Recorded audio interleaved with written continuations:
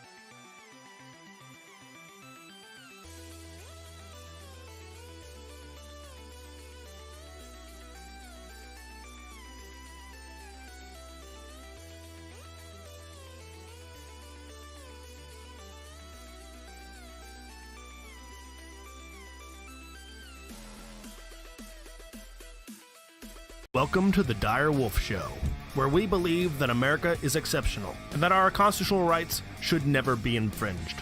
I am Dire Wolf. On our show, we bring you the truth and debunk fake news. If you love laughing at the insanity of the regressive left, sit back and relax. Boy, do I have a show for you.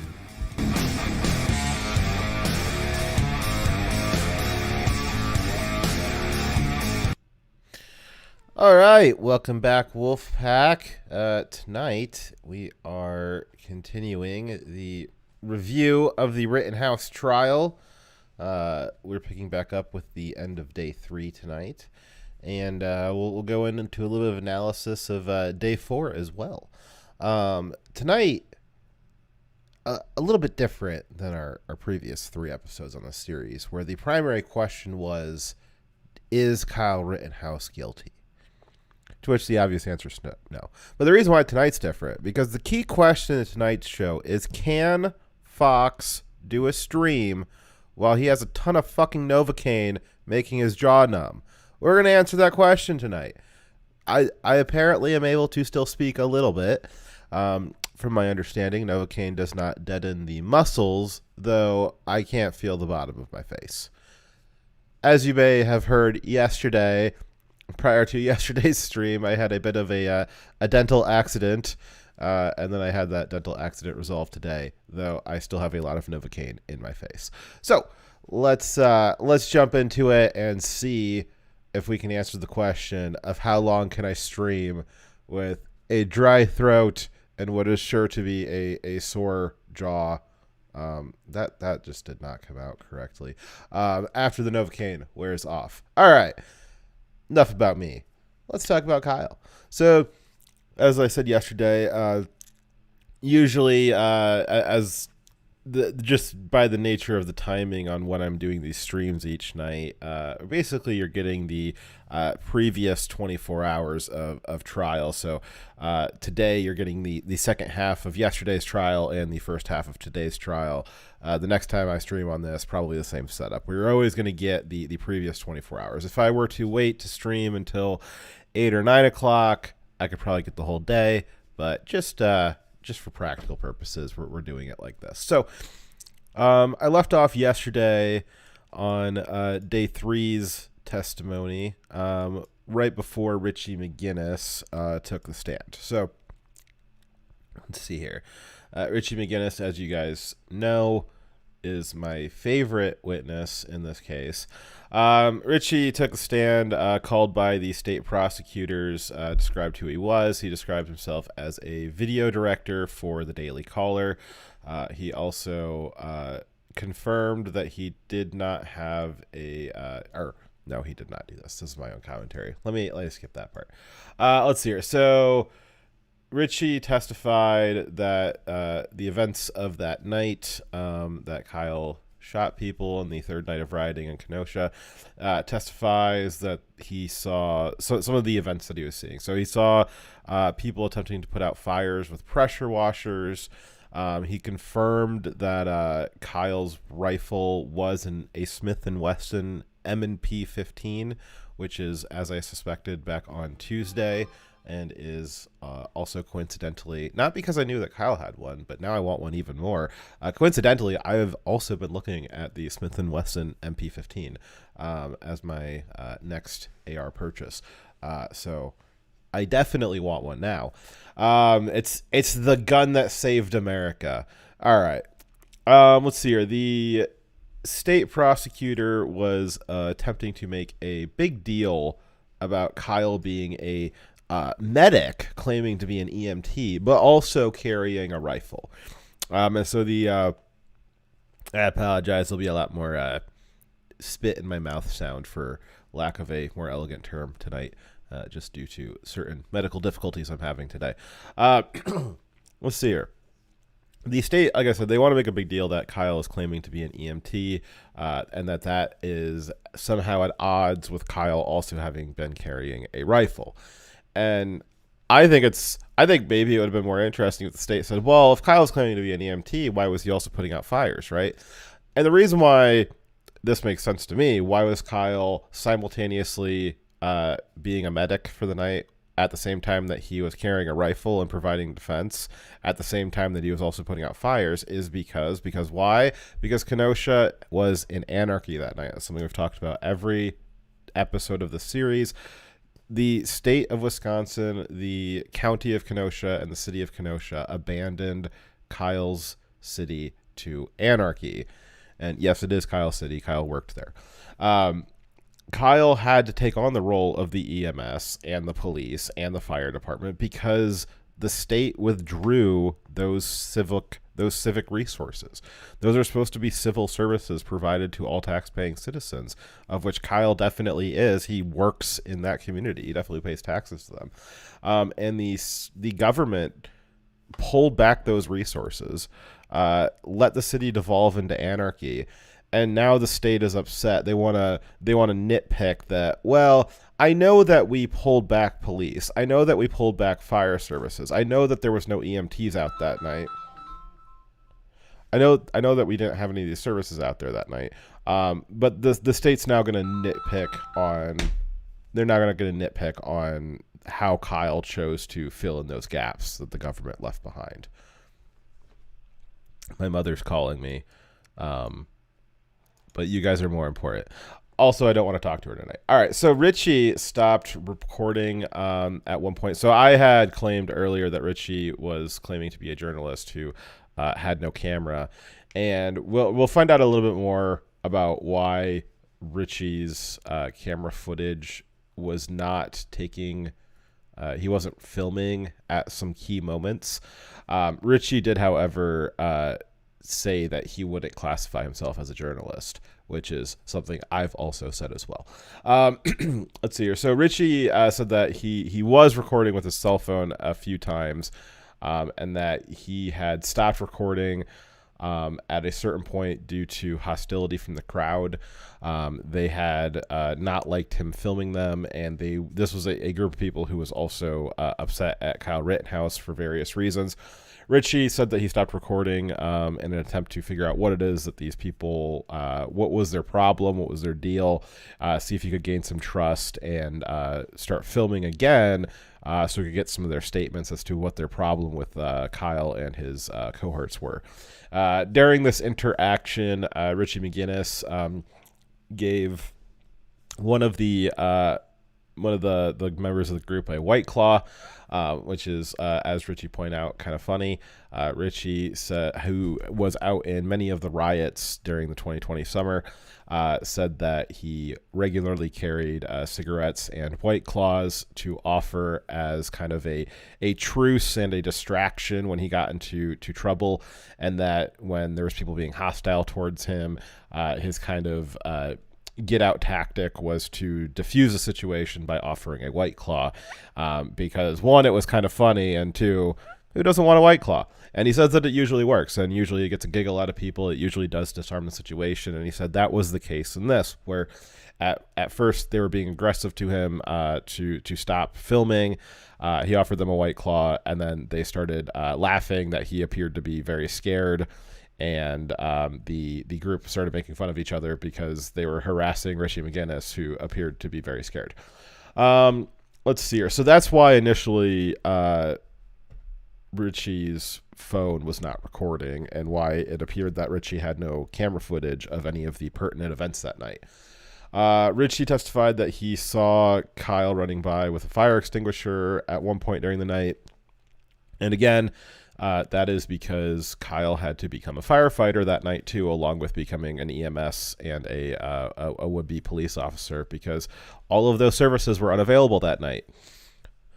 Let's see here. So seeing Kyle run past with a fire extinguisher, Richie decided to disengage with the group that he had just shared a White Claw with. Remember, at this point, he's not recording because he had stopped, because those hostile group had told him to stop. And just for where we are on the timeline here, Kyle running past Richie with a fire extinguisher, this is going to be moments before Kyle inevitably shoots Mr. Rosenbaum. Let's see here. My thought at this point in the testimony is Richie testified that the reason why he decided to break contact with the hostile group and start following Kyle, who was running past him with a fire extinguisher, is because Richie testified that it appeared that something was about to go down. Some shit was about to go down, was his direct quote at the moment. And pressed on that, he said, well, he had been talking to Kyle. Kyle had a gun on him. Kyle had first aid kit on him, and then now he sees Kyle running with a fire extinguisher, which seems to imply that Kyle must be running to some place that there's a fire, which indicates to Richie that there must be something going on there that Richie, as an alleged member of the media, would like to capture on tape. Let's see here. But this to me, because Richie's testifying that he knows some shit's about to go down, and he runs into it, he starts chasing after Kyle. He starts running with Kyle or after Kyle to see what's about to happen. This indicates to me Richie was well aware that he was running into a dangerous situation. Again, one of the charges for Kyle is that he recklessly endangered Richie's life. I think that Richie recklessly endangered his own life, and I wouldn't even call it reckless. I would just say that Richie endangered his own life by choice. I wouldn't classify it as reckless. But if you choose, or if Richie chooses to endanger his own life, that is Richie's choice. There's nothing wrong with choosing to endanger your own life if there's an appropriate cause that you are fully aware of.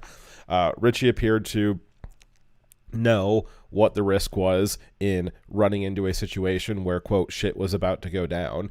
He was aware of what that danger was, given the context of that night, of all of the things that had happened in Kenosha previously, and all of Richie's experience in going to dozens of riots all across the country all summer long for the 4 months prior to his evening in Kenosha.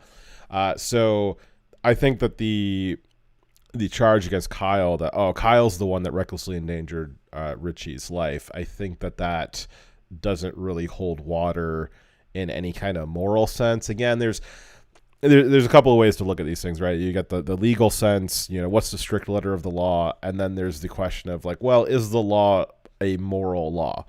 Just because something is the law doesn't necessarily make it morally correct, morally justifiable. So who put Richie's life in danger? Richie put Richie's life in danger.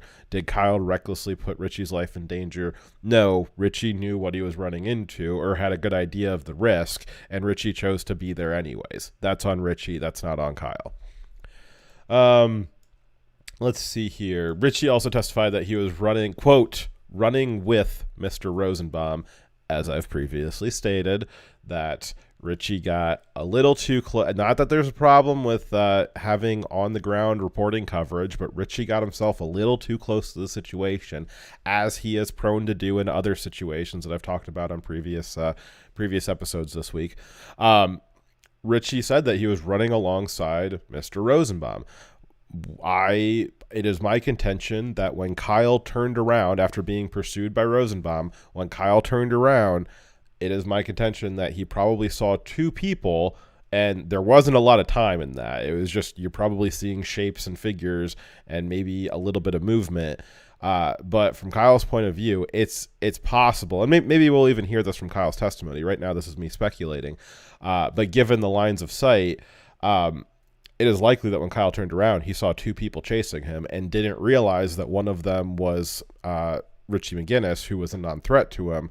But if you turn around and you see that you've got two people pursuing you, you're probably much more likely to say, well, I need to dispatch the first person at least, because he's got a buddy incoming in about a half a second.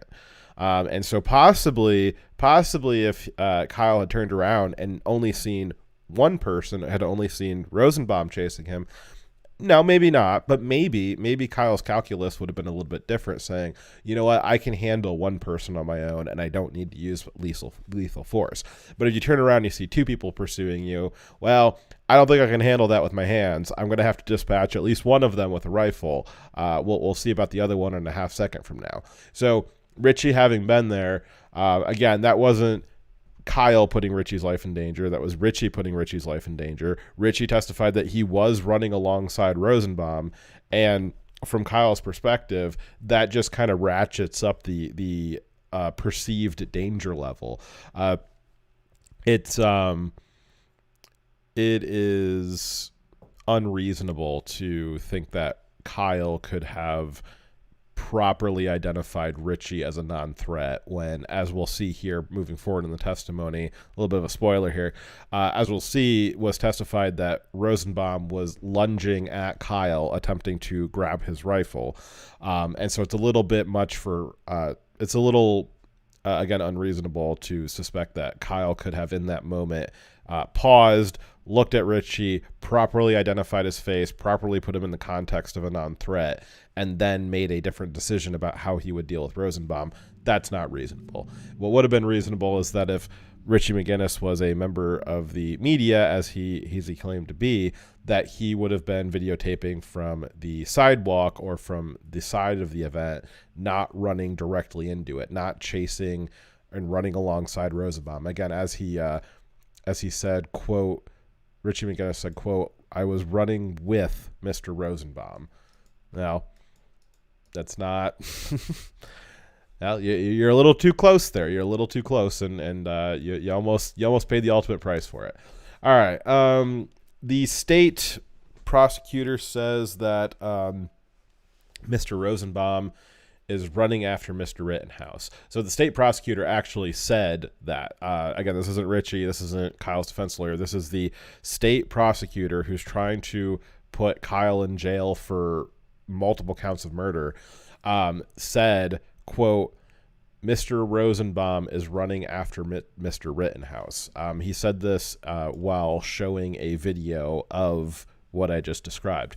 Now, why is this interesting? Why am I bringing it up? Well, because it directly contradicts the same state prosecutor's opening statement. The same state prosecutor in his opening statement said Kyle was chasing Mr. Rosenbaum, which is ridiculous. There are no videos that show that. It's completely absurd contention, yet that is what was said by the state prosecutor in his opening statement.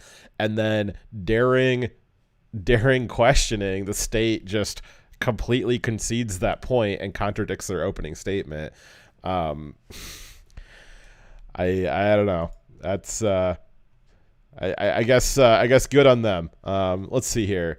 Richie says that his phone camera failed for unknown reasons to start recording. He had thought that he was recording while he was running alongside Mr. Rosenbaum, and at the moment that Kyle shot him, which Richie would have been 5 to 10 feet away from that. Richie said that he had his phone up and he thought he was recording, but he must have missed the record button or the camera app crashed or something. He's not sure what, but he did not have video of that moment because his camera had failed to reactivate after he had tried to hit record. So that's why, again, my contention had been I didn't see Richie with a camera. He was said that he was trying to use his phone, but that it failed for some reason. So more or less fitting with what I had said before. I know that I was over characterizing it and being a little aggressive about my description of Richie in previous episodes. I think that's obvious that I've got a little bit of a bias there. So I do not apologize for that. I stand by everything I've said. Let's see here. The state prosecutor tried to get Richie to describe Rosenbaum as falling when Kyle shot him, because the way Richie describes it, which I think we might watch a video of that here, the way Richie describes it, Rosenbaum lunged. He kind of got down a little bit and did like a pounce motion, sort of like a lunge at Kyle's gun with his hands reaching towards Kyle's rifle. Now, Kyle maneuvered his rifle in such a way that Rosenbaum missed it. And so had Rosenbaum connected with Kyle's rifle when he lunged at him, that would have broke the fall. When you're lunging at somebody, you're typically expecting that your forward momentum will be stopped when you make contact with them. If they are able to dodge you, then your lunge, you're probably going to be tripping forward a little bit. You might even fall forward completely. And so the way Richie describes it is that Rosenbaum lunged at Kyle's rifle. He described how Rosenbaum's hands were moving towards Kyle's rifle. Kyle parried him by maneuvering his rifle in such a way that Rosenbaum missed. And then at that point is when Kyle, after he moved his rifle out of the way, then moved it back to Rosenbaum and shot him. Rosenbaum at that, particular hundredth of a second was perhaps unbalanced, but the only reason why Rosenbaum was unbalanced is because Kyle had successfully dodged what was a pounce, essentially, what was a lunge at him. But the state continues to try to characterize this as Rosenbaum falling, and Kyle shot a man who was falling. A falling man's no threat. Well, yes, but 3/100ths of a second prior, he wasn't falling. He was lunging at Kyle. So yes, he was a threat. Richie continues to kind of disarm this notion by saying, you're mischaracterizing what falling is. You're trying to reclassify this lunge as a fall. At that point, there is some kind of disruption in the camera feeds from the courtroom. So all channels that were covering this had a loss of signal warning at that time, and so we lost about a minute or two of whatever was said, and it's unclear why. Which actually, that reminds me of a previous time that the cameras were turned off on Tuesday, day one. I had previously reported to you guys that there was a witness who was had made a deal that his testimony was not to be videotaped and broadcast, right? And I told you at the time we didn't know who that was. Since then, I believe that we've learned, and I haven't been able to confirm this exactly, I believe that was Elijah Schaefer, who is a part of the Blaze Network. He has his own show, and he's done a lot of on-the-ground coverage of the riots in 2020, as Richie did. And I believe it's Elijah Schaefer, though Elijah Schaefer, being his pseudonym online for his media persona as Fox Trevize as my media persona. Fox Trevize is not my given name, my birth name. Elijah Schaefer is also not his birth name, though I believe Elijah is his last name, and so he's adopted his last name as his first name, and he has a different first name, and so whatever that other name is, his real name is the person who was on the witness stand, and I believe that was the same person who goes by Elijah Schaefer online. But that's who we believe was speaking then. Back to day 3, after the camera problem gets resolved, we come back to Richie McGinnis's testimony. He's being questioned by the state prosecutor. After Kyle shoots Rosenbaum, Richie realizes that his phone camera is not recording, and he's somehow able to get it to start recording again. And we see a never-before-seen video from Richie's phone camera in his hand as Richie approaches Rosenbaum, who is, was on the ground after Kyle cured him of pedophilia. We see Richie rolling Rosenbaum over. Rosenbaum fell face down, and Richie rolled him over onto his back with one hand. Presumably the other hand was on his camera. Richie describes taking the process of getting Rosenbaum into a car and taking him to the hospital, and then describes the several hours that Richie spent in the hospital after that, the shooting having taken place so close to the hospital. The hospital went under lockdown, and so Richie was kind of stuck in the hospital for a few hours.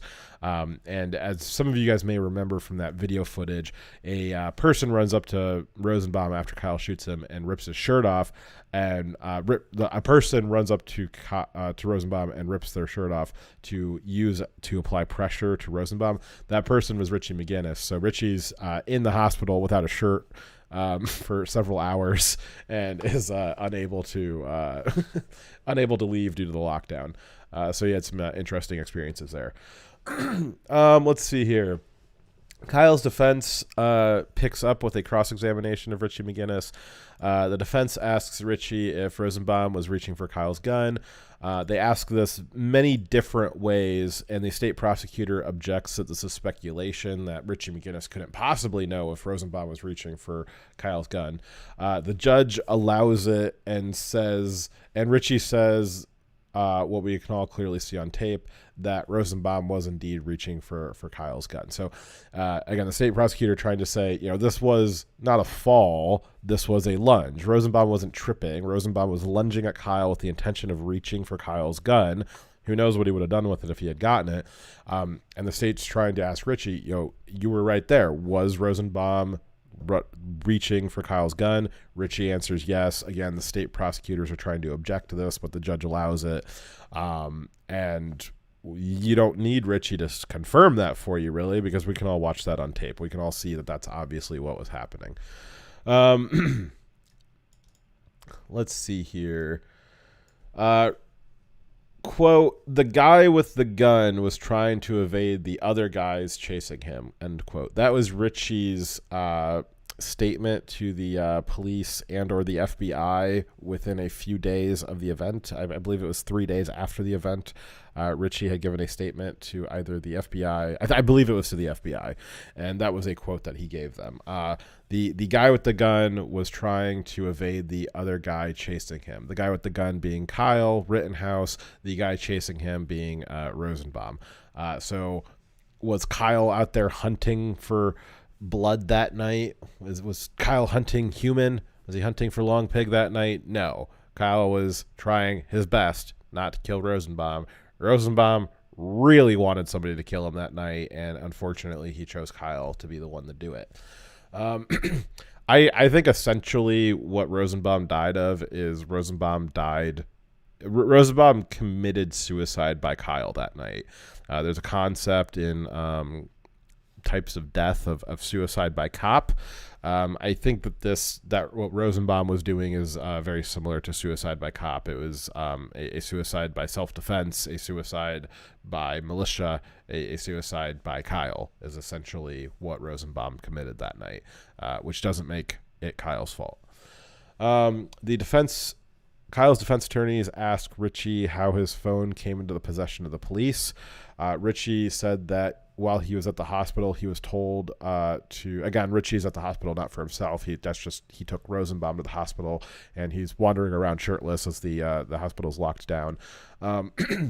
Richie was told by a detective or a police officer, I'm not sure which, it's kind of irrelevant, some sort of law enforcement officer, told Richie that he could either volunteer his phone to be copied by the police, or they would issue a search warrant against him, but he didn't have a choice. His phone was coming with them, or he wasn't going anywhere.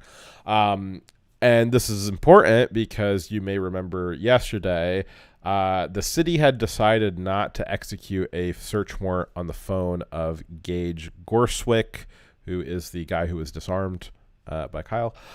So I went through this yesterday. The detective had the ability to that he had a warrant for Gage's phone. He was in a room with Gage, and Gage had his phone in that room, and they had the opportunity to take Gage's phone and copy it. Again, there was all kinds of information that might have been on Gage's phone. We know Gage was recording that night. We know that Gage was recording. He was at least holding up his phone as he approached Kyle right before Kyle shot him. So maybe that video on Gage's phone would have showed Gage saying something about his intent for Kyle. Perhaps he had some kind of murderous intent that he was narrating with the video. Maybe he didn't, but we don't know. Whatever was on that phone may have exonerated Kyle. There's also media reporting that remains unconfirmed that while Gage was in the hospital the day after, he had texted a friend that he wished that he had killed Kyle. Now, we don't know if that's what he actually texted, but had the city taken Gage's phone and copied it and used that as evidence, we would have had that information available and been able to confirm that Gage did have murder as a state of mind when Kyle shot him in self-defense. Now, the state or the city detective, was it Howard Martin? Howard Martin said that we didn't want to take Gage's phone because Gage is a victim in all this. Well, per the charges against Kyle, Mr. Richie McGinnis is also listed as a victim. Again, we've got a charge for killing Rosenbaum. You've got a charge for killing Anthony Hubert. You've got a charge for shooting Gage Gorswick. And you've got a charge for recklessly endangering Richie McGinnis's life. So Richie McGinnis is a victim in all this in the same way that Gage is, although I would say neither of them are really victims in this. Gage, because you're not a victim if you're attacking somebody, and Richie, he's not a victim if he chose to be there. But either way, the city decided, oh, well, Gage is a victim, so we're not going to copy his phone. And, we're classifying McGinnis as a victim, but we are going to take his phone by force. We are going to tell him he has no choice. So it's a little bit fishy that somehow Mr. McGinnis did not receive the same special treatment that Gage got. It's a little weird that there was a difference in the way that was handled in taking their phones. Let's see here. The state. So we just went through Kyle's defense was cross-examining Richie McGinnis. We go back to the state examining Richie McGinnis, where we got this special clip. Let's see here.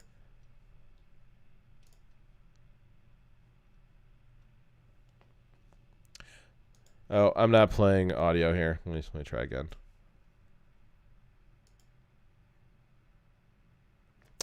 Let me know in chat. Is this playing audio?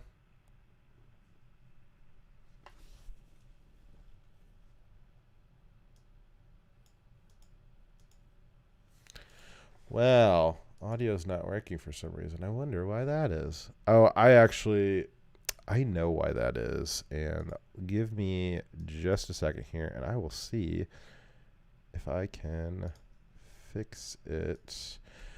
I think I can fix it, but I think it's going to take me a second here. Let's try. I did something where I changed my headphone setup and did not retest the stream, which is obviously a big no-no. I mean, you have no idea. There we go. Now it looks like the audio levels are playing. Let me know in chat if you guys can hear this. I think this is working now. So just to back up and give some context for this, Richie McGinnis is being tested or examined by the state prosecutor. This testimony speaks for itself. I'll just let it play and let it watch. But basically, this is the clip that is unanimous consent on the internet. This clip has basically been the end of the state's case against Kyle Rittenhouse. The state has no case against Kyle Rittenhouse, and this clip is essentially the proof of it. There's plenty more where they're only 3 days into a probably 10 or 12 day hearing or trial, and the state is just their case is totally collapsed. But this is one of the big nails in the coffin. There's more I've got for you later today, but this was a big one. I mean, you have no idea what Mr. Rosenbaum was ever thinking at any point in his life. You have never been inside his head. You never met him before. You don't know. I've never exchanged words with him, if that's what your question is.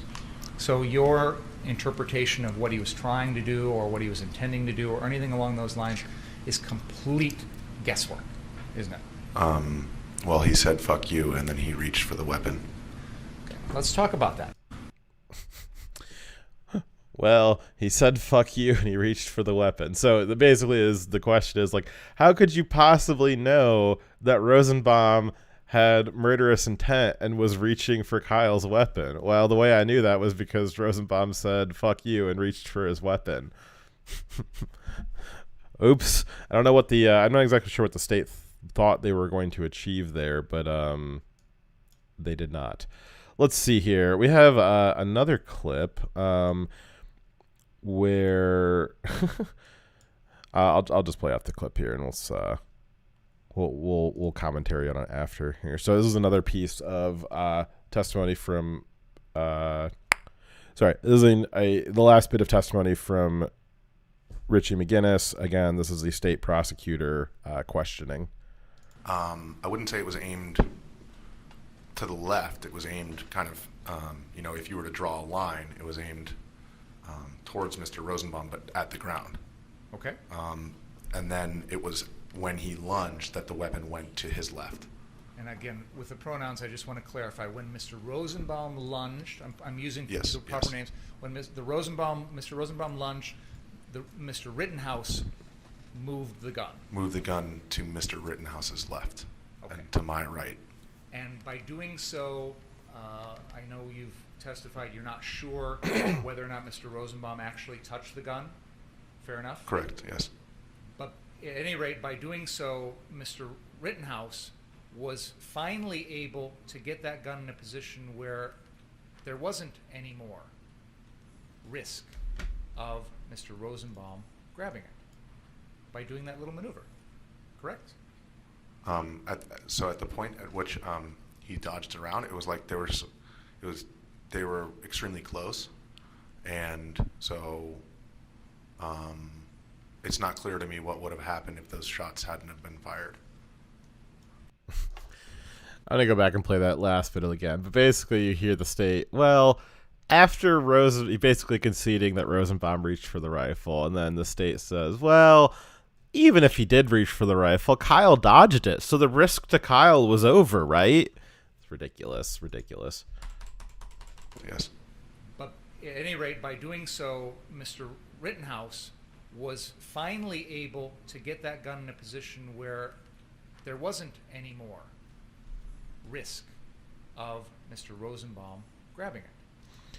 So the state's position here is, the state prosecutor's position here is that approximately 0.0001 seconds after Rosenbaum lunged for Kyle's gun, and by the state's own admission, Rosenbaum is now tripping as a result of having lunged for Kyle's gun and missing. That 0.001 seconds after that happens, the risk to Kyle is now 0. State has no case. The state next calls a new witness. This was the end of Richie's testimony, which I believe speaks for itself. The next witness, that was just me slurring here. All right. The next witness name was Ryan Bulch, I believe. His name has been mentioned quite a few times in previous parts of the case and testimony. His introduction here was that Ryan is a Army infantry vet. He is also from out of town. He was one of the people working with Kyle at the car source to defend it. Funny, he also testified that there was members from BlackRock in and around Kenosha that night, though he believed that they were retired from BlackRock, though typically when you retire into BlackRock, not out of BlackRock. I don't know. That never came back up. I just thought that it was interesting that there was either current or former BlackRock operators in Kenosha that night. Just trivia, interesting trivia. Let's see here. Ryan describes his interactions with Kyle throughout his testimony. Again, as they were just, what's your name? What do you do? Kind of stuff. It wasn't anything impertinent. Just that's what they were talking about during what was probably like 2 or 3 hours worth of testimony. Let's see here. Ryan also described the environment as, quote, a war zone, which is something that I've described it as earlier this week. But Ryan, being a Army infantry vet, describing Kenosha that night as a, quote, war zone, that holds a little bit more weight in the testimony than me just speculating on that. Interesting. One of the most interesting things that Ryan said, though not the most, but close to the most interesting thing Ryan testified to, was that a female deputy, let's see here, Carborundum, just followed us. Well, much thank you. I appreciate it. Let's see here. Okay, so interesting thing that Ryan testified to was that at some point during the night, I believe it was around 9 p.m., but we don't have a full timeline up here, so it doesn't really matter. But basically at some point during the night, while Ryan and other people were defending CarSource, a female deputy had told him, he didn't know who this female deputy was, he never got her name, but a female deputy told Ryan that they were going to, the police were going to start shifting protesters, really rioters, away from the courthouse. Again, interesting. Earlier that night, the night that Kyle shot, there were rioters basically attacking the courthouse that they are taking the trial in right now. The trial is taking place in the courthouse that rioters were attacking the night that Kyle had to do his self-defense shootings.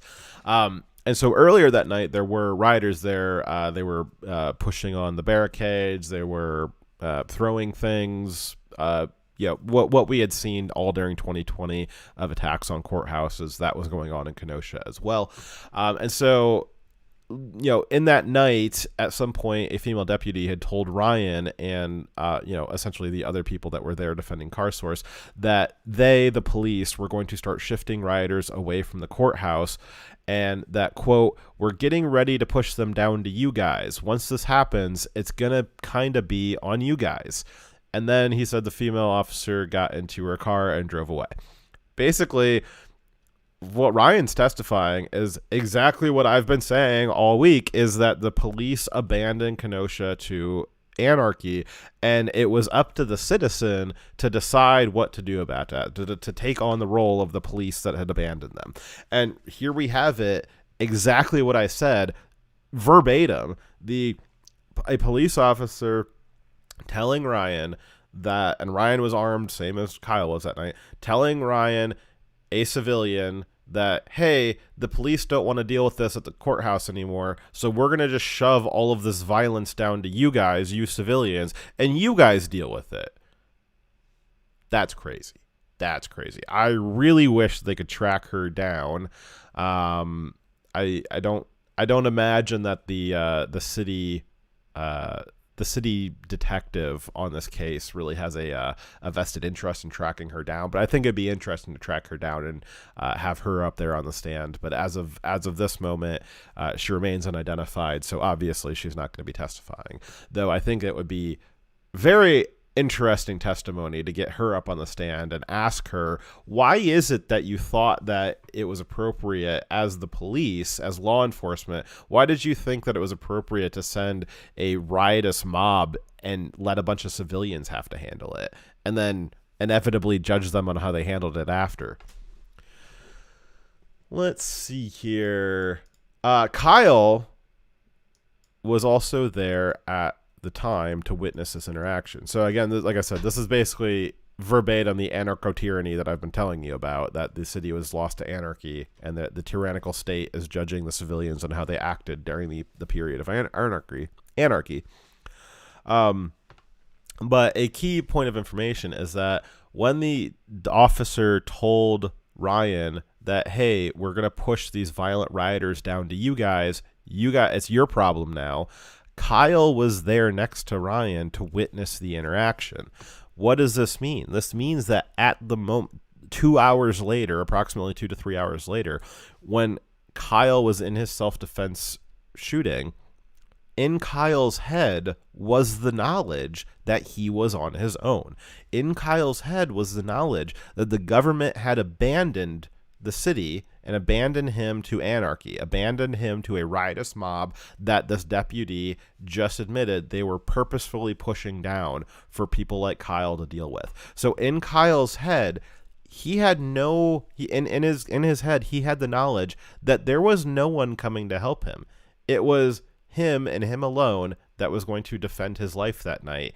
And he didn't have any backup to call on because the city police had said, we're out. We're pushing the riotous mob down to you guys. You guys deal with it. So I think that definitely goes towards Kyle's state of mind at that moment, that this definitely needs to be brought up, that in the moment of deciding whether or not Kyle needed to use lethal force to deal with the threat, a big part of that calculus is there an alternative? Clearly, Kyle was taking alternatives all night, especially in that moment. He had just been retreating from Rosenbaum, yet Rosenbaum was chasing him down.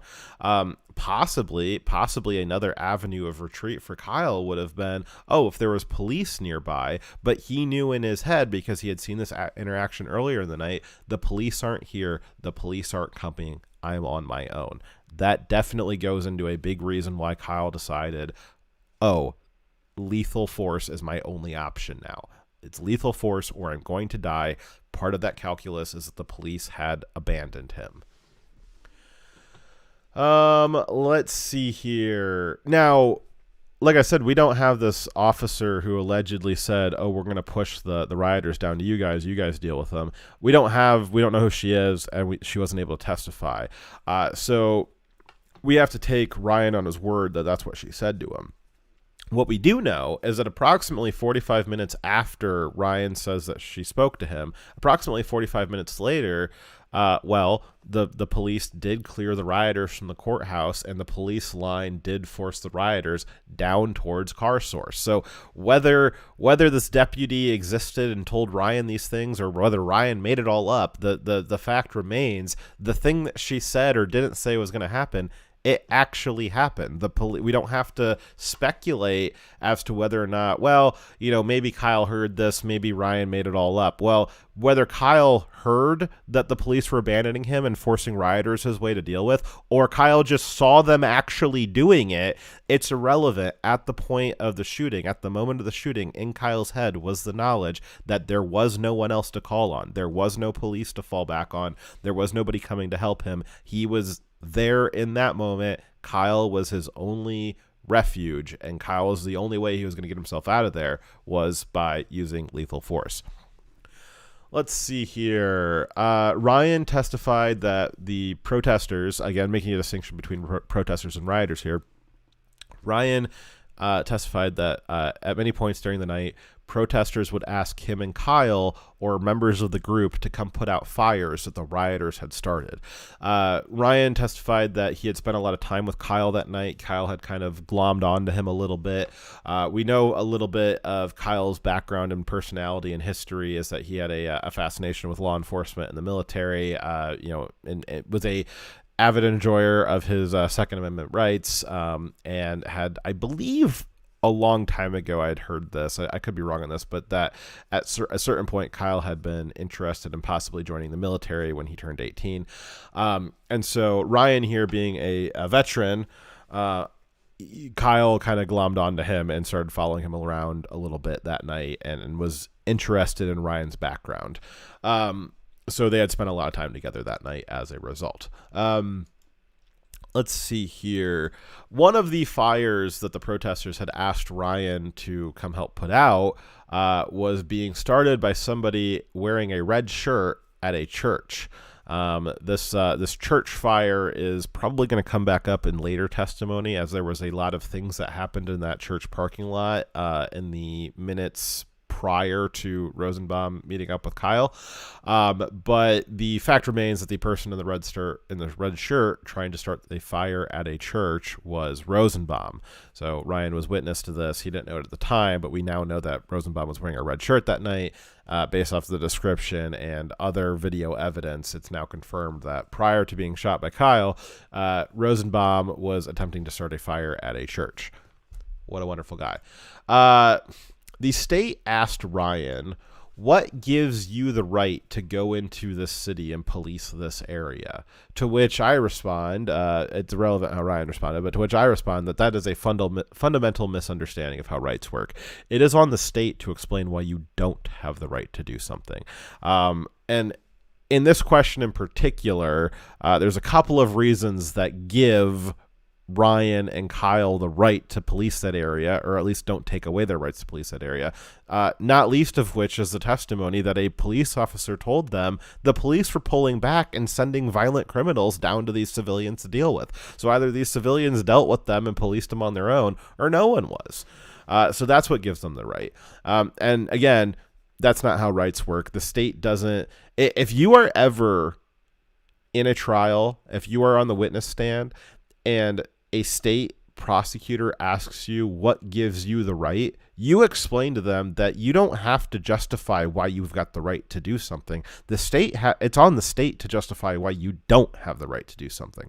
But your rights require no justification. It is not on you to grovel with the state and defend with argument why you've got the right to do something. You just do. It's on the state to describe why you don't. Now, there's a lot of things that you don't have the right to do, but the fact remains that it's on the state to prove why you don't have the right to do that. Why? That is a natural corollary with the guilty or innocent until proven guilty. If you're innocent until proven guilty, then we presume that, to put it in different words, we presume that you had the right to do something until the state proves that you didn't have the right to do something. So Ryan, I think, wasn't ready for quite the philosophical response that I perhaps would have liked him to do. But for you guys, if you're ever on a witness stand and the state is asking you to justify why do you have the right to do something, your response is that I don't have to justify why I've got the right to do something. I'm innocent until proven guilty. It is on you, the state, to prove why I didn't have the right to do something. All right. Let's see here. So Ryan continues his testimony. Again, this is the state. The state is questioning him right now. They asked him about the kind of general tone and tenor of the crowd that night. Ryan testifies that Rosenbaum was being aggressive with people all night, that he was one of the more aggressive individuals in the crowd, though there was a lot of aggressive people. Now, this was the second. Again, we're still on day 3 here. We're almost at the end of day 3 here. We're going to pick up on the testimony that happened this morning, but probably more explosive than what we just watched with Richie McGinnis was this bit of testimony from Mr. Ryan, who testified that Rosenbaum told Kyle earlier in that night, if I find you alone, I'm going to fucking kill you. Let's watch that, because what more so than just the knowledge that the police abandoned him, don't you think it was probably in Kyle's mind that, oh, Rosenbaum's got me alone. 30 minutes ago, Rosenbaum told me that if he got me alone, he was going to kill me. I wonder what Rosenbaum's intent is here. The state has no case, but let's watch it fall apart, shall we? Did you personally have any interactions with Mr. Rosenbaum? I got between him and Colette at one point, and then he threatened me and the defendant. The time you described where you got in between him and Dustin Collette, between Mr. Rosenbaum and Dustin Collette, was the defendant present for that? It immediately preceded him threatening me and Kyle Rittenhouse. So was the defendant present for that? Yes. Tell us about that. Colette had stopped him from starting something on fire. There's a video of it, and Dustin Collette said something to the effect of "fuck around and find out," and I stepped in and told everybody, chill out, calm down, stop doing that. I turned and had an exchange with one of the protesters, and I kind of explained to that protester, hey, I get what you're trying to do, but not this. And when I turned around, Rosenbaum was right there in front of my face, yelling and screaming, and I said, dude, back up, just chill, I don't know what your problem is. And he goes, you know what, if I catch any of you guys alone tonight, I'm going to fucking kill you. And he said that to you? Correct. All right. Well, we'll let this play out a little bit more, but just to recap here. So Rosenbaum attempting to light something on fire. Kyle, Ryan, and this extra person, Colette, go to stop them. Rosenbaum's unhappy that his fire making was stopped. There's some more interaction, and then Rosenbaum tells Ryan, Kyle, and Colette, if I find any of you alone tonight, I'm going to fucking kill you. I'll rewind it a little bit so we can hear that again. That is, the case is over at this point. That's it. That's the only thing you need to hear as a juror is, did Rosenbaum want to kill Kyle? Yes. For multiple reasons, yes. But when it comes to specifically declaring your intent, well, that goes a long way to proving your intent, right? Let's roll this back here and watch this. But in my opinion, this is, and I've got a lot of friends with this opinion that very popular opinion that this is the thing that makes the case over. And I kind of explained to that protester, hey, I get what you're trying to do, but not this. And when I turned around, Rosenbaum was right there in front of my face, yelling and screaming, and I said, dude, back up, just chill, I don't know what your problem is. And he goes, you know what, if I catch any of you guys alone tonight, I'm going to fucking kill you. And he said that to you? Correct. Did he say that to the defendant as well? The defendant was there, so yes. And as far as you could tell, the defendant was close enough to hear what Mr. Rosenbaum said? That is correct. Now, when this conversation occurred, were you wearing your AR-15 in front of you? All right, they go into more questioning, but yeah, Kyle was there. Kyle was there next to him, and Rosenbaum said, I'm going to fucking kill you. So do you think that 30 minutes later, when Rosenbaum's chasing Kyle into a dark parking lot, that, I don't know, maybe in Kyle's head is, hey, aren't you the guy that just said that you're going to fucking kill me? And aren't the police that aren't here, didn't they say that it was my job to deal with you? We're kind of overbuilding the the mental state of Kyle here, where I don't think that you need to find, for self-defense, you only have to have one reason for self-defense. Well, I think we're having more than one reason building up here for self-defense. And it's funny because, again, this is supposed to be the state's witness. The state's asking him these questions, and the state is the one trying to prosecute Kyle here. They are either big fans of Kyle or they're not doing a very good job. I got a few other timestamps here. I'm going to attempt to hunt and peck them out of this very long YouTube video, and let's see what I picked for this next one. I just put a timestamp. I don't know what it is. Let's find out together what I'd selected for us to watch. That night? We encountered him. It would have been about an hour after we actually got to the 59th Street. So I think you said you first got there at 8, so Yes. maybe 9? 9. Okay. Now, you've mentioned you had an interaction with Mr. Rosenbaum. Yes. Was that at the 59th Street location? Yes. After that, did you have any other interactions with him that night? We encountered him hit and miss throughout the night, but he never approached us again that I saw, and he tried to engage us. But you saw him around? Yes. Okay. What were your impressions of him when you saw him on those other times? No, he was in the middle of them trying to light things on fire, smashing anything he could. In general, he was just being aggressive to the other guys down at the Ultimate. The protesters were getting pretty upset with him being around. They were very quick to let us know throughout the night, hey, that guy's not with us, don't be mad at us. And like, hey, we get it, we already dealt with him before. And that was just the general vibe from him throughout the night. So you mentioned that you saw him starting things on fire. When did you see that? A couple more dumpsters. They tried to light a road sign on fire that he was a part of that. Just random little things. Do you know if the defendant saw any of that? Just random little sign on fire that he was a part of that. Just random little things. Do you know if the defendant...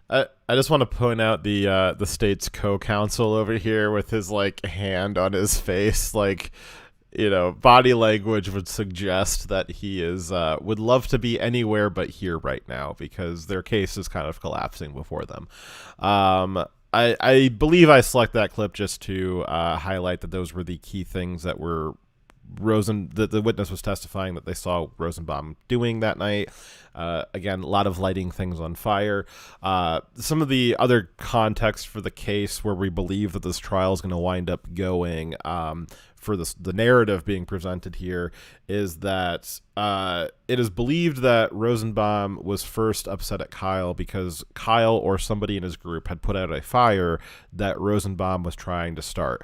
So this kind of establishes that Rosenbaum's a fire starter that night. We've already established with McGinnis and other testimonies that Kyle was a fire putter-outer. And so we're getting closer and closer for the Kyle's defense attorney to knit those two narrative elements together to show that Rosenbaum's a fire starter, Kyle's a fire putter-outer. They met up, and obviously there was some friction there. You're talking about Iceman and Pyro here, so that is where this is going to end up inevitably going, and I just think that we're kind of seeing the prologues to those arguments, which I'm sure will be taking place in the next couple of days of trial here. Let's see here. I've got another timestamp picked out here, which I also did not annotate. So let's find out why I thought it was interesting. Record of all the things you just described. You indicated that you were in the car source lot near the building on the car source lot and kind of looked around it. Is that right? Correct. Would that have been along sort of the south of that building looking west? Would have been in the south looking down to the west, correct. And you indicated that you saw something, you described a building, and I think that building was at... Okay, I remember I'll back this up a little bit, but just to give you context about why I chose this clip, I chose this because this is during Ryan explaining where he was while Kyle was involved in a self-defense shooting. So Kyle shot Rosenbaum, Kyle ran down the road, shot Anthony Hubert, shot Gage Gorsuch, and then continued on to the police line. So we're getting Ryan right now. This is towards the end of him telling the story of where he was during each of those events and giving his sequence of events from what he was doing. And right now, the part of the story that Ryan's telling is that after Kyle had shot Gage, which was the last person that he shot, and very shortly after he would have crossed the police line. After that, you can hear in many videos that there's additional gunshots that are clearly not Kyle's. And so, interestingly, Ryan, right now, what he's talking about is that he was in one of the parking lots. A lot of phone calls today. Everybody wants me. Where was I? Okay, so after Kyle's done shooting, there's additional shots that can be heard in many of the videos that we've seen. Ryan right now is describing that he was in a parking lot in the immediate moments after Kyle had shot Gage, which was the last person that he shot. And right now Ryan's about to describe to you that he was taking cover behind a car because some of those additional shots that we heard on camera, but we don't really know who they were at or what was going on with them. What Ryan's about to explain here is that they were somebody who was up in a second-story window in one of the buildings, and they were shooting at Ryan, actually. And Ryan had to take cover behind a car, and there's actually bullet holes on the other side of the car, so they were definitely shooting at him. It's unknown why, but this was interesting, and this represents novel information that we didn't know until this testimony came out. So I'll back it up a little bit, but just to give you context, that's what Ryan's describing, is in like literally the next minute after Kyle has his last shot, there's additional shots, and some of those shots, not all of them, some of those shots are headed towards Ryan here. Around it. Is that right? Correct. Would that have been along sort of the south of that building looking west? But it had been in the south looking down to the west, correct. And you indicated that you saw something, you described a building, and I think that building was at the southwest corner of 10th Avenue and 63rd Street. Is that accurate? That would be accurate. What did you see again or observe at that location? It looked like there was somebody standing in the second floor window, and they looked to be holding a gun. To get a better look, I kind of moved out into the cars and faced in that direction. As soon as the person in the window saw me, they ducked around the corner, and then bullets started coming from the west and started hitting the car that I was hiding behind. The person you saw in the window, is this a window of a house? It looks like a house, yes. This is someone inside a house holding a firearm. They may or may not have been. And then bullets came from the west and hit the vehicle that was near you? Correct. Did any of those hit you? No. What did you do as a result of that? One of the folks associated with the protest was behind the car with me. I told him to get behind the car source building, and we scooted around behind the building real quick. What happened then? That point, there was a white car that had caught on fire. The gas tank went off on it. Kind of poked our heads back around. By that time, SWAT was directly behind the building from Car Source, and they're like, "Hey, somebody's over here shooting. Somebody's over here shooting. Get the fuck back around." So we just stayed over there. This is after everything relevance. Searching for the relevance, Mr. Binger. That's fine. Let me skip ahead for a moment. Can we? All right. So basically just describing that even after Kyle was done shooting, basically that was kind of the kickoff point. Kyle got out while the getting was good. Apparently there was, more shootouts from buildings in the moments after. There's cars exploding. There's SWAT teams coming in to collect all the bodies after the Hunger Games. There's all kinds of stuff going down. There's all kinds of shit going down. So a lot of us, the public who has been following, what happened to Kyle and the days and months after up through now, we've all seen, dozens of videos of up to Kyle leading up to when the event happened, of the event during, dozens of videos during the event. And then pretty much the last thing you see is Kyle walking towards that police line with his hands up. And that's usually about the last, timestamp that you've seen for that night, mostly. And what Ryan here is doing is he's kind of building out that next couple of minutes, that epilogue chapter that we've all missed apparently, where there was continued gunfire, explosions, fires, SWAT teams, all kinds of crazy stuff going on. Really lighting off that powder keg there. Alrighty, last timestamp we've got from yesterday before we move on to day 4, which was today, is that let's see here. What did I pick this out for? All right, so we're picking back up with the defense cross-examining Ryan here, and I'm not exactly sure what they're going to say, but we'll find out.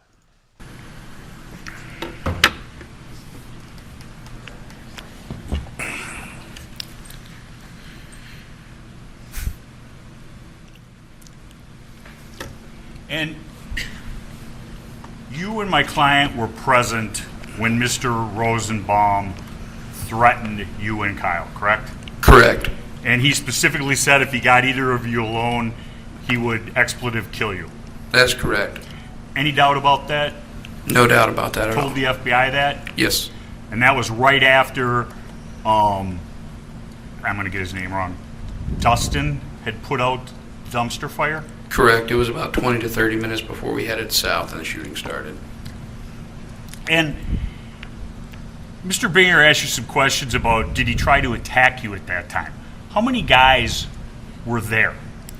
There were about 4 or 5 armed men in front of him. Okay, and there's some other armed men on the roof Correct. that were upsetting him because he. He seemed to not appreciate armed men. Okay, and you specifically referred to him, and I wrote the words down. He was a hyper-aggressive individual, correct? That is correct. Could you tell me what that means to you? Every encounter I saw him have with someone was extremely aggressive. You saw him lighting fires. Lighting fires, getting in people's faces, protesters and armed individuals were having to get between him and other people to stop fights from happening. Did you see him tip over the porta potty? I didn't witness that. Okay. Did you see him take rocks out of the St. James rock pile? He got the rocks he was throwing from somewhere. Okay. Did you see him involved in taking the trailer out of St. James? That's the most damning testimony ever, is that, well, he got the rocks he was throwing from somewhere. That is groundbreaking, guys. Literally. That was my favorite part. Taking it down the road and starting it on fire. I didn't witness that event. I have nothing further. Thank you, sir. No problem. Any question?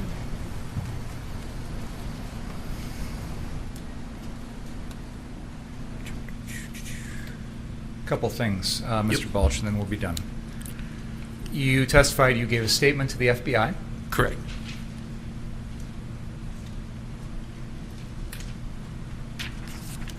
That was dated August 28th of 2020. Was it sound right Correct. to you? Yes? That sounds correct. 3 days after this incident. That is correct. When you spoke to the FBI, what was your intent? Well, I really didn't have any intentions of speaking to the FBI. They just showed up at the house.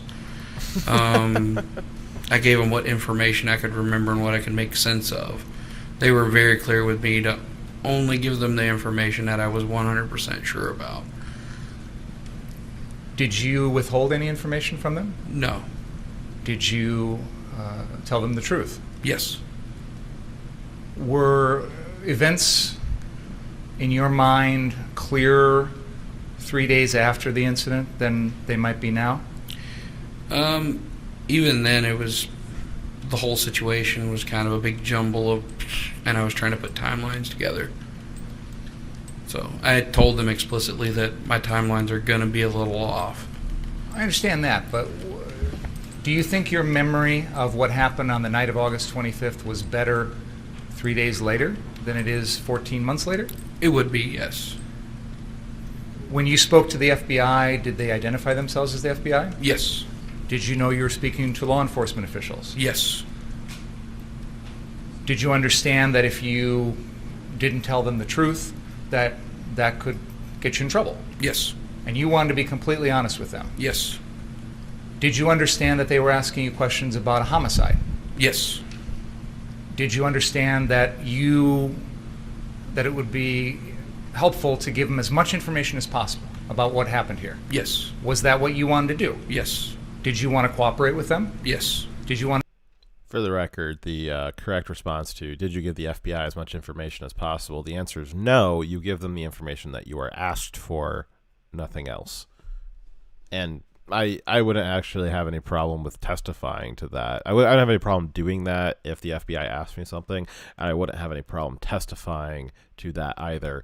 Perhaps this series could also be a Fox coaches you on how to be a witness. Maybe I'll do a little series on that. But I would say, along with never let the state make you defend your rights on stand. It's not up to you to defend why you have to have certain rights or why you've got the right to do something. You shouldn't have to justify it. The state has to justify why you don't have the right to do something.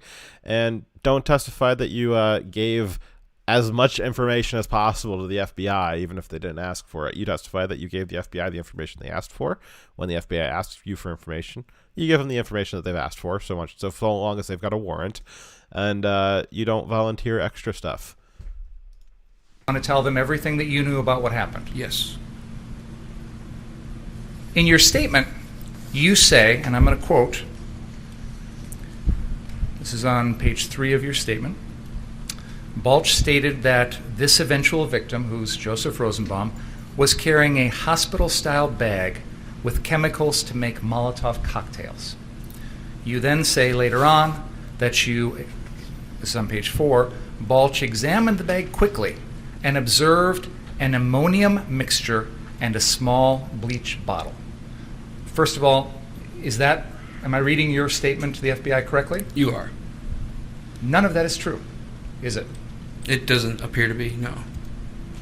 Nowhere in this statement to the FBI did you mention any tall guy with a scraggly beard or a shorter woman with colored hair, correct? Correct. Nothing further. Are you lying under oath today?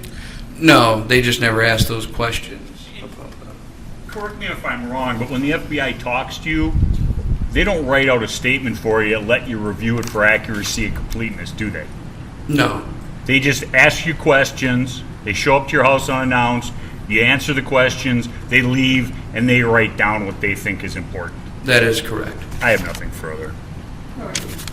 All right, that's the end of day 3. And if you caught what the defense attorney just said, there is basically the state prosecutor was trying to allege that Ryan was lying, that he saw a Molotov cocktail in Rosenbaum's bag. But the origin for that information that the state's using, that the state is saying, well, Ryan said that he saw a Molotov cocktail in there. Well, the origin of that information is an FBI report. They don't have a statement from Ryan saying that. They've got a statement from the FBI saying that Ryan said that. And what Kyle's defense attorney just pointed out, which is rather obvious and rather based, if I might add, is that when the FBI interviews you, you don't get a chance to look at what their notes say. You don't get a chance to say, oh, you wrote that down wrong, or you misinterpreted what my statement was. So there's actually no proof that Ryan told the FBI that he saw a Molotov cocktail in Rosenbaum's bag. The only evidence that we have of that is an FBI report. But, given certain events that we've had the last 2, 3, 6 years, I would say that FBI reports are barely admissible as evidence. They're certainly not proof of anything. And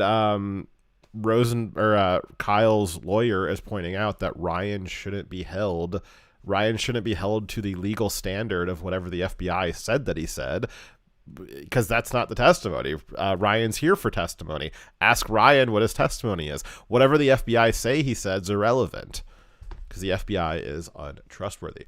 Alrighty, so that was the end of day 3, which was yesterday, Thursday. It goes November 4th. It is now November 5th, which is today, Friday. This is day 4 of the Kyle Rittenhouse trial, of which I got a little ways into. We have the full first the first witness, which I'm going to go through what he says. And then I missed the witnesses after because I had to go get my face shot up with Novocaine. So I will at another date, probably not tomorrow, because tomorrow is the weekly news recap. Possibly Sunday, maybe, probably on Monday, I will pick back up with the rest of day 4 here. But to start off with what I did collect on day 4 here. So the very first witness on day 4 is Jason Lasky, or Lekowski, something like that. I think it's Lasky. He is a Marine. He is a 0311 rifleman, which Direwolf told me means rifleman. That for some reason Jason decided to list out 03-11, which is the number code for rifleman, and then he also said rifleman. So he basically said that he was a Marine Corps rifleman, which is funny. I'm not going to judge him for that. I'll let Dyer do that. So we have this Marine rifleman who served for 4 years. He's seen combat. Or no, I believe he said he didn't see combat, but he was deployed in combat areas. He is friends or acquaintances with the previous witness, who was also a veteran. Sorry. Let's see here. During his testimony, during his testimony, it was very clear that he was military. He did not need to say that he was military. His movements, his speaking cadence, a lot of his mannerisms were very classically military. Somebody who obviously served. If you don't know what I'm talking about, watch some of his testimony, watch his movements, watch the way he speaks, watch his tone of voice. He was pretty obviously in the military. Nothing wrong with that. At one point, he very hilariously called the rioters a bunch of, quote, a-holes, and the judge looked at him and said, "You're in court." And then he very bashfully said, "I apologize, sir. I meant to say that they were wreaking havoc." Let's see here. He talked about his experience defending the car lot. He discussed that his ladder of escalation that he learned while in the Marines was shout, shove, show, and shoot. So the first level of escalation is to shout at somebody. If that does not work, you then shove them. If that does not work, you then show them that you are armed. And if that does not deter them, you then can shoot them. That is the ladder of escalation as he was taught in the military. Let's see here. Jason testified that on that night that Kyle Rittenhouse's self-defense shooting incident occurred, he never got past the shove point in his ladder of escalation. Let's see here. Jason described Rosenbaum as aggressive and belligerent. A, quote, babbling idiot is what Jason described him as. This actually, if you guys have seen the video of Rosenbaum shouting, "Shoot me N-word, shoot me N-word," the person he was shouting that at is actually Jason. Jason was the lovely recipient of, and as you can notice from the screenshot I've got up here, is that Jason is not a well, he's white. We'll just say that. Let's see here. So after that, Jason kind of describes his time that night, his interactions with Kyle, and then the sequence of events that led him up to the shootings. After Kyle shoots Rosenbaum in the parking lot and then runs off. It's a little shorthanded way of saying it. I know there's some additional events there, and some of those additional events are actually points in the case, but just for our purposes, we'll say the quick sequence of events is that Kyle shot Rosenbaum, Kyle ran off.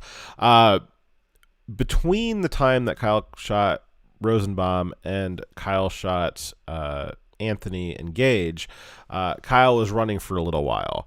There was a point at which Kyle stopped and spoke to somebody for a moment. That person was also Jason Lukowski.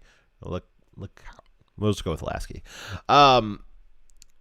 So there was some discussion about, and we'll get back into this too. There was some quibbling as to what did Jason and Kyle talk about between the two groups of shootings.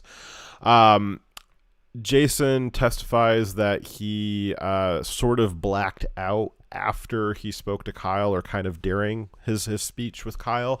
And he'll explain that a little while later, because it seemed odd that a trained Marine rifleman would black out over not to make light of the situation, but it certainly wasn't a combat environment, right? But and I'll just leave that thought there for a second. This is not a rip on Jason at all, and Jason does go on to explain what exactly he means by that. He doesn't mean that he went into shock or anything like that, but we'll come back to that. Jason kind of comes back to after Kyle has shot Anthony and Gage, after handing a tourniquet to somebody to apply to Gage's disarmed arm, and that person applies it incorrectly. Gage roughly shoves them aside and applies the tourniquet more correctly, as he put it, though after you've had your arm blown off by the muzzle blast of a AR-15, yeah, not much the tourniquet's going to do. Let's see here. He also, after the SWAT team after the SWAT team came in and grabbed Gage to take him to the hospital, the Glock that Gage had was lying on the concrete. Jason said that he saw somebody approaching the dropped gun. Jason said that he ran up to intercept them and pushed them out of the way, and Jason grabbed the dropped Glock instead. Again, this Glock is what Gage was pointing at Kyle. So Gage points a Glock at Kyle. Kyle shoots him. Some while later, that Glock ends up on the ground, and Jason, the person you're seeing up on the screen here, gets a hold of that gun. Gage says that he pulled the magazine out as a Glock, so he probably pressed the mag release. And then he called it a mag dump, which is probably not exactly correct. So I believe a mag dump's when you pull the trigger to empty the magazine. When you've pulled the magazine out merely, it's a little bit different way. But from the way Jason puts it, he pulled the magazine out and then he racked the slide to pull the bullet that was in the chamber out. So as those of you who are familiar with pistols are aware, basically every pistol that I'm familiar with that has a magazine, when you pull you can rack the slide to chamber a round, you can pull the magazine out, and that round that's still in the chamber is you are capable of firing it. And most guns, some guns have an additional safety lever in there that prevents that from happening. But either way, there is still a bullet in the chamber. And Jason's order of operations was to pull the magazine out and then rack the slide. Jason didn't chamber around so what could have happened was maybe Jason picked it up, racked the slide to chamber around, then pulled the magazine out, then racked the slide again, and a bullet popped out. But what happened was that he walked up to the gun, pulled the magazine out, racked the slide, and a bullet popped out. That bullet must have been in there prior to Jason having come across the gun. So what does that mean? Well, that means that in the video that I'm sure a lot of you have seen, that you've seen in previous episodes of this trial coverage, when Gage is trying to point his Glock at Kyle's head before Kyle blows his arm off, what that means, Jason just testified that Glock that was headed towards Kyle's head had a bullet in the chamber ready to fire. It was ready to go. So those of you, again, who are familiar with pistols, maybe some of you carry, or you're at least familiar with the concept, you can either carry with one loaded in the chamber. Some people see that as risky. Other people see people who think that's risky as needing more training. I don't have an opinion on it one way or the other. And I would never tell you how I keep my pistols. I'll let that be a surprise. How about that? But basically, having a chamber or having a round loaded up in the chamber, it makes it a little quicker to shoot somebody. You don't have to rack the slide first, chamber a round before you shoot somebody. So what was Gage planning that night? I don't know what Gage was planning that night, but I do know the only reason to have a round chambered is because you foresee yourself needing to do something with that gun quickly.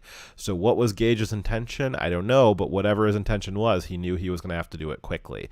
What did we see in the video? Well, we saw that Glock heading towards Kyle's head, and, well, Kyle shot first, so lucky for Kyle. Alrighty, on cross-examination, so again, all of this stuff was revealed during the state interviewing, or the state questioning Jason. Jason, again, is the state's witness, which the state does not know how to pick witnesses, apparently, or they are unable to find witnesses that are compelling to their case. So Kyle's defense team cross-examines Jason. They pull up the video where Jason is speaking with Kyle, and they confirm that he spoke to Kyle between the shooting of Rosenbaum and the other shootings. They confirm again, as Gage had testified earlier, that Gage had, they confirm, let me back up because I think I might have mixed up the names here. During cross-examination, Kyle's defense attorney confirms that Jason spoke with Kyle between the Rosenbaum shooting and the Anthony shooting. Kyle's defense attorney also confirms with Jason that Jason pulled a bullet out of Gage's gun that was chambered. So again, we're confirming that when Gage tried to point a Glock at Kyle's head, he had a round chambered and was ready to go. The shot was ready to be fired. The state follows up with Jason in direct examination again, and they have a little bit of a spat about what exactly Kyle and Jason said to each other between the shootings. So there is I believe it's a statement to the police or to the FBI. I can't remember which, but again, I believe it was a statement to the police, because the police statement format's a little bit different than the FBI statement format. So I believe it was to the police, but I could be wrong on that. Jason, within a few days of the event, had made a statement to the police. In that, Jason explained what was the conversation he had with Kyle. In the statement, again, this was a few days after the event, Jason puts in the statement that Kyle ran up to him and said, "I didn't shoot anybody. I need help. I didn't shoot anybody. I need help." At which point, commotion stirs up and Kyle continues on his way down the road. But that was what Jason said. And so that's what Jason said, Kyle said. The state prosecutor is trying to make this some kind of Kyle's a liar type of a thing, which is, even if Kyle is a liar, which I'm actually going to get into that, because Kyle was telling some white lies that night, which I don't think is a huge deal in the context of this case, and I really don't think it's a huge deal morally, but it is something that colors him in not perfect light. So we'll go through that too, just to be fair. But so the state tries to confirm that, okay, Kyle was lying to you when he said that he didn't shoot anybody, when he clearly just did.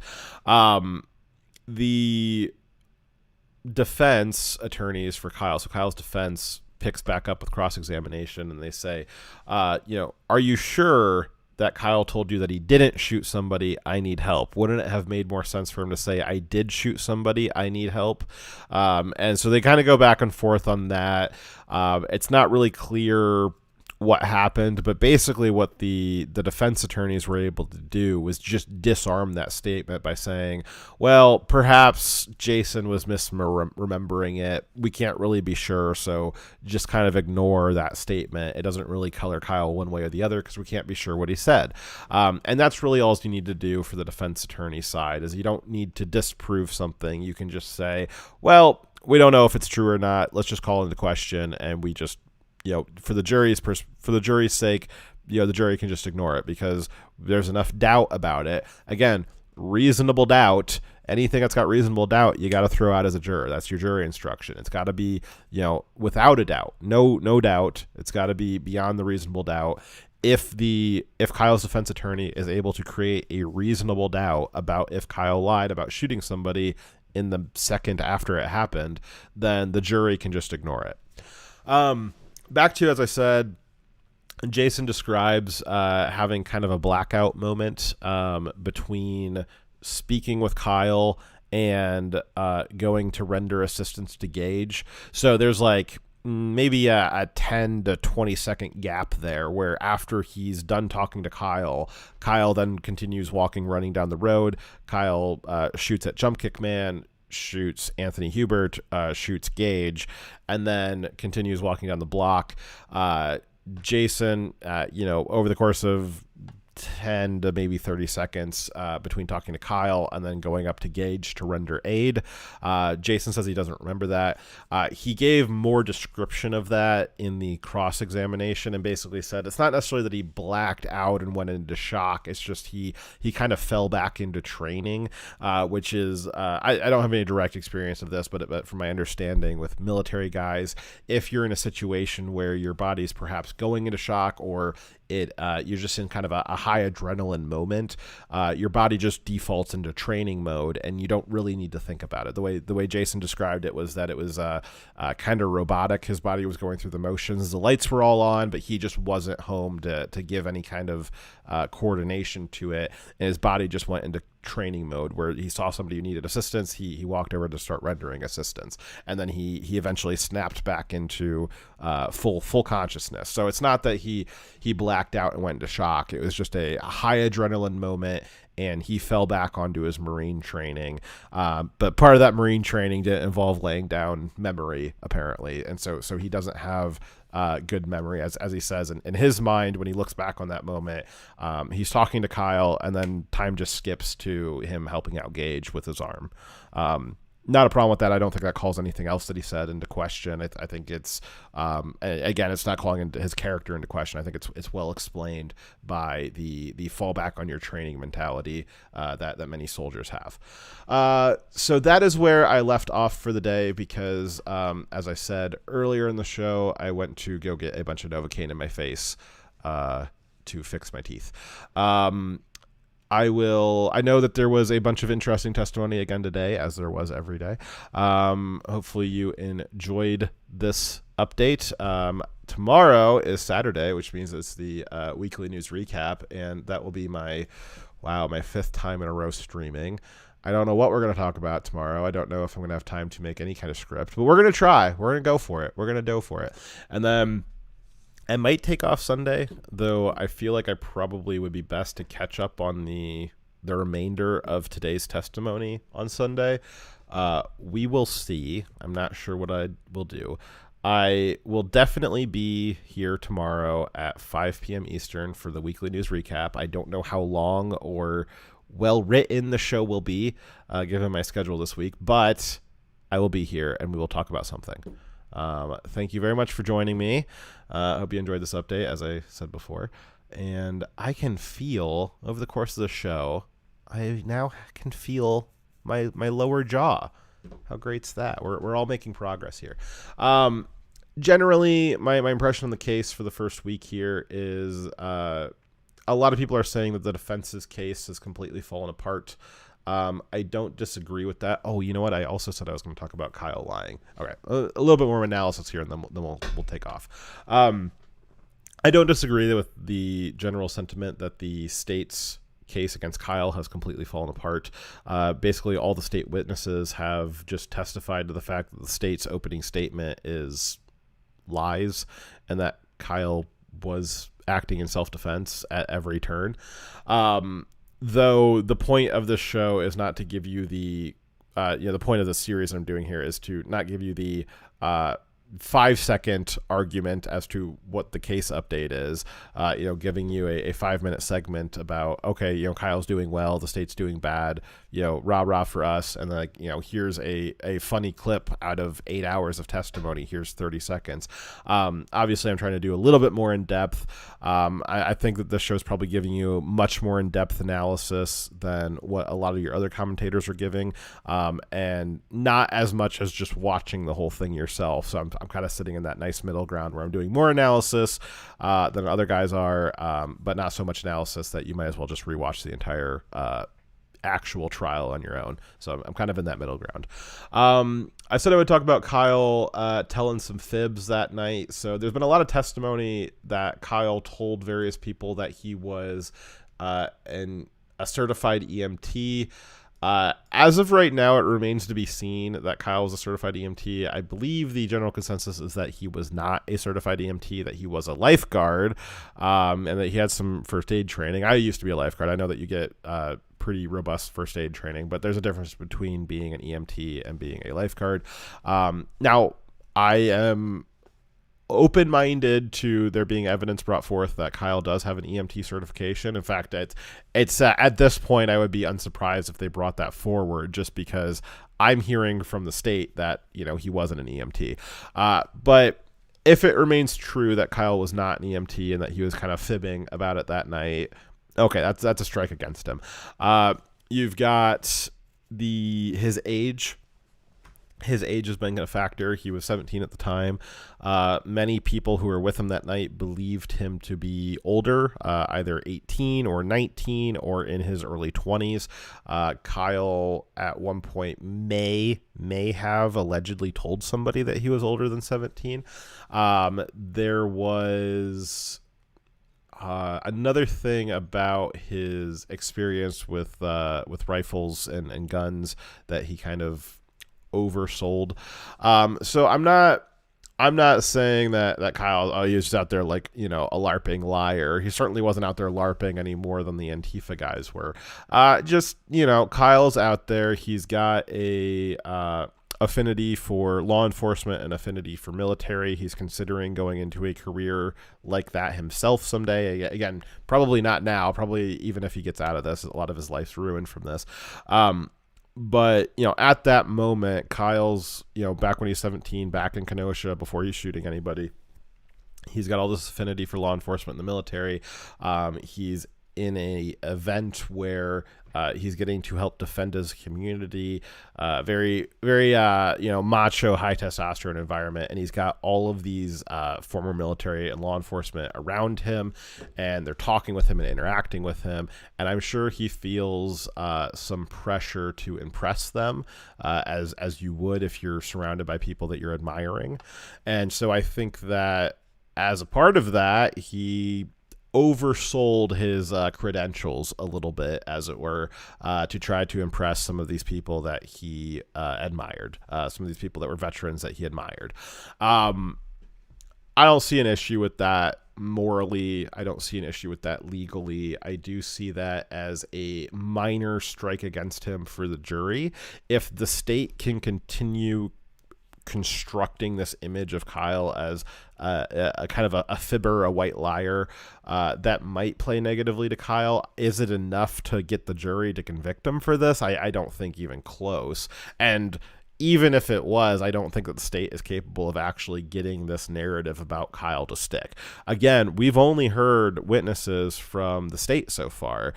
Presumably at some point the defense will call witnesses, which their witnesses will probably build Kyle's image up much better. So we'll see, but I think it's just important to notice. I'm not trying to give I am trying to give a more neutral analysis here, and it's not just, Kyle man good, Rosenbaum man bad, although it is just Rosenbaum man bad because he's a rapist, so anything he does is bad. But Kyle, I think Kyle acted correctly in the situation. I think Kyle he clearly did not bite off more than he could chew, right? So there's a lot of people saying like, he was irresponsible, he wasn't prepared for that situation. And I think that the ending of the situation is very evident that he was prepared for that situation. He did handle himself well. Did he oversell his credentials a little bit? Yeah, but as for any actions that he was doing, I mean, talk is talk, right? His actions that night, he was going around putting out fires. He was going around rendering very good, from all accounts, very good first aid to multiple people. And in the law enforcement aspect, he, from all our accounts, I guess this trial will attempt to back us up on this, but the public account of Kyle's actions in self-defense that night were that he perfectly executed self-defense. He shot people who were basically on top of him. He didn't shoot people who had their hands up. He showed remarkable trigger control and discipline in the people that he chose to shoot. Almost all of his bullets hit the targets that he was aiming at, and he didn't have any he didn't have any casualties that were outside of the people that he was shooting. So this kind of side narrative that, Kyle was lying about his credentials.